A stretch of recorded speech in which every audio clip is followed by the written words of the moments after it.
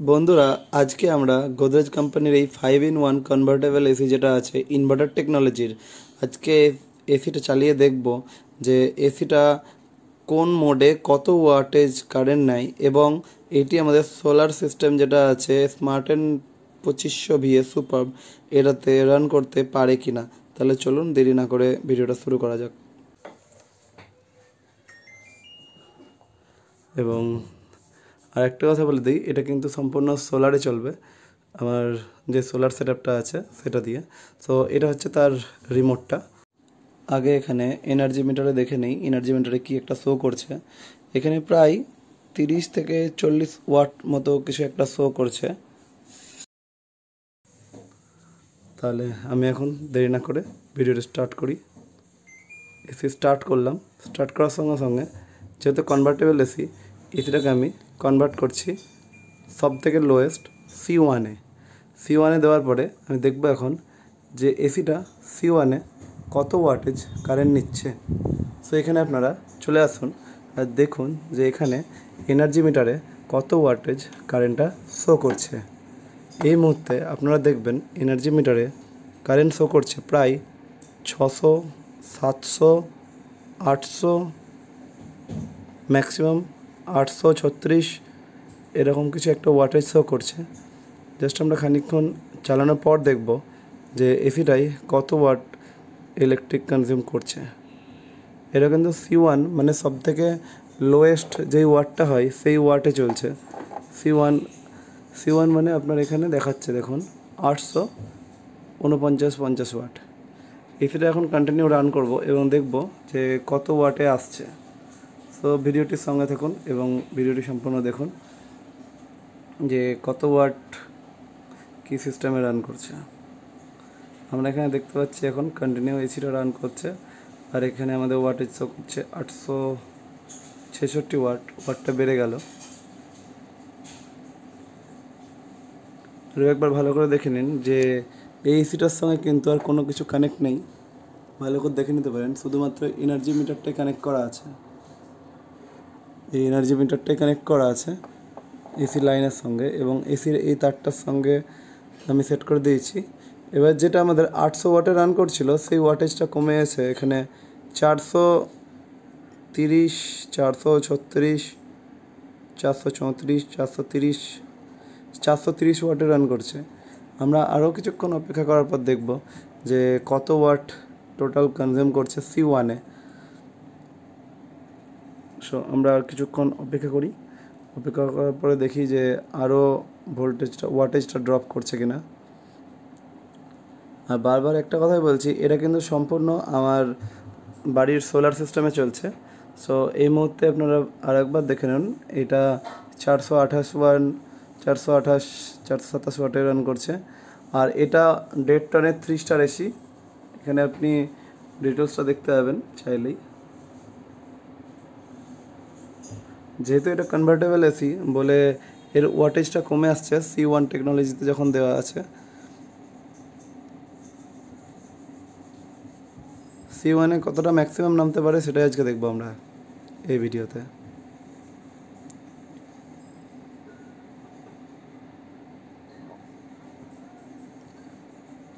চারশো 24 থেকে 25 watt maximum এখন নেমেছে। এবার আমরা দেখব C2-তে কত ওয়াটে রান করে। সো আমরা এখন এসিকে C2-তে কনভার্ট করব। C2-তে কনভার্ট করতে গেলে আগে আমার C5-এ চলে যাবে, তাই আমি ডাইরেক্ট এখানে দেখে নিন C2-তে কনভার্ট করছি। রিমোটে দেখতে পাবেন এবং ডিসপ্লেতেও দেখতে পাবেন। C2তে রিমোট এবং ডিসপ্লেতে দেখতে পাচ্ছেন C2 সেট করা আছে। C2-তে এবার দেখব ম্যাক্সিমাম কত ওয়াট ইলেকট্রিক বিল কনজিউম করছে। এই মুহূর্তে C2-তে দেখুন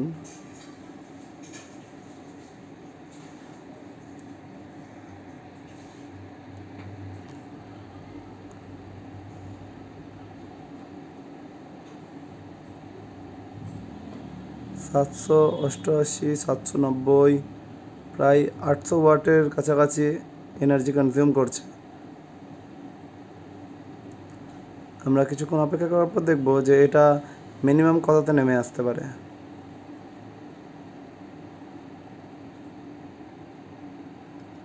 যেমন আগের বার দেখেছিলাম 800 ওয়াট এনার্জি কনজিউম করছিল, তারপর ওয়াটেজটা নেমে এসে প্রায় 424 425 ওয়াটে ছিল। এখানেও দেখব যে এটা ওয়াটেজটা কি 790 কি রান করছে না, সেটা ওয়াটেজটা নিচে নেমে আসছে।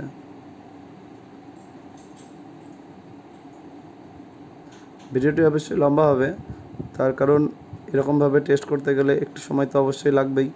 সো ভিডিওটির সঙ্গে থাকুন এবং সম্পূর্ণ ভিডিওটি দেখুন। প্রপার কুলিং আপনারা শুনতে পাচ্ছেন, ফ্যান স্পিডটা, এসি রান করছে, 26 ডিগ্রিতে সেট করা আছে। হ্যাঁ, অনেকের কমেন্ট থাকে যে 16 ডিগ্রিতে সেট করার জন্য, তো আমি এটাকে 16 ডিগ্রিতে সেট করে দিচ্ছি। 16 ডিগ্রিতে সেট করে দিয়েছি। অনেকে এটাই বলে যে 16 ডিগ্রিতে কেন সেট করা নেই, তার জন্য আজকে 16 ডিগ্রিতে সেট করে দিলাম। তারপর এসি এখন কন্টিনিউ রান করছে। C2তে দেখুন 801 ওয়াট পর্যন্ত ম্যাক্সিমাম এখনও পর্যন্ত ওয়াটেজে গিয়েছে। সো 802 803 এরকম রান করছে। মানে C2 আপনি ধরে নিতে পারেন, C2 যদি চলে C2তে, তাহলে আপনার প্রায় ডবল ওয়াটেজ কনজিউম করবে, আর C1-এ তার অর্ধেক। যদি C2তে ডবল ওয়াটেজ কনজিউম করে, তাহলে টোটাল কত ওয়াটে চলতে পারে যদি C5-এ দেওয়া থাকে, সেটাও আজকে আমরা দেখার চেষ্টা করব। জানি না এই ইনভার্টারটা এতটা লোড নিতে পারবে কি না, কিন্তু আজকে চেক করব, দেখব যে smart and super 2500 VA inverter, যেটা সোলার ইনভার্টার, MPP টেকনোলজি, কি 1.5 টনের এসিকে C5-এ মানে তার ম্যাক্সিমাম স্পিডে চালাতে পারে কিনা।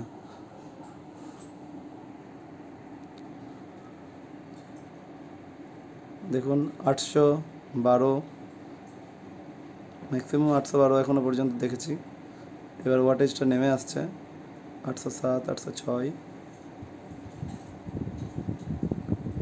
কন্টিনিউ ওয়াটেজ ড্রপ করছে।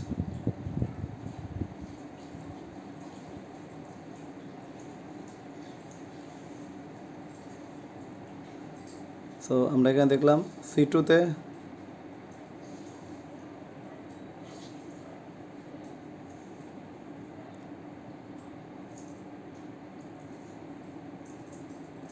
কন্টিনিউ এসি রান করছে। এবার আমরা দেখব C3-তে। এবার এসিটাকে আমরা কনভার্ট করব C3-তে। এখানে দেখে নিন রিমোটে এখন 16 ডিগ্রি এবং এসিতেও 16 ডিগ্রি সেট করা আছে, এবং C2 দেখতে পাচ্ছেন, C2 লেখা আছে। এসিতেও C2 শো করছে না এই মুহূর্তে, 16 ডিগ্রি শো করছে। সো এবার আমরা C3-তে কনভার্ট করব এসিটাকে। তো C3-তে দেখব কত ওয়াটেজ এনার্জি কনজিউম করে। C3-তে অলরেডি সেট করেছি, দেখা যাক C3-তে আমাদের ইনভার্টার এই এসিটাকে কন্টিনিউ রান করতে পারে কি না। হাওয়ার স্পিড অনেকটাই বেড়ে গেছে, এখানে কন্টিনিউ হাওয়ার স্পিডটা শুনতে পাচ্ছেন, অনেকটা স্পিড বেড়ে গেছে, এবং এনার্জি এখানেও অনেক বেড়ে আসছে। আর এখানে ডিসপ্লেতে আপনারা দেখতে পাচ্ছেন C3 সেট করা আছে। সো C3-তে এখনও পর্যন্ত 1136 ওয়াট পর্যন্ত লোড নিচ্ছে। কন্টিনিউ এসি রান করছে এবং 1141 ওয়াট এখন ওয়াটেজটা ঢুকেছে, আপনারা দেখতে পাচ্ছেন।